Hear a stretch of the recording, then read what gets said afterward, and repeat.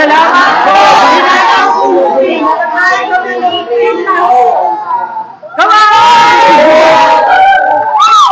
Hello po, gandang umaga po sa ating lahat. Nandito na po tayo ngayon sa Julibel, Tigato, Davao City.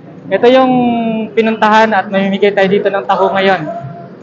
Dito yung mga bata, yung kanina, nag-uwian na yung iba kasi akala nila wala yung taho. Kasi na-late po tayo. Ang oras po ngayon ay alas 10 na ata. Pasado, busyak, no? Alas 11 na.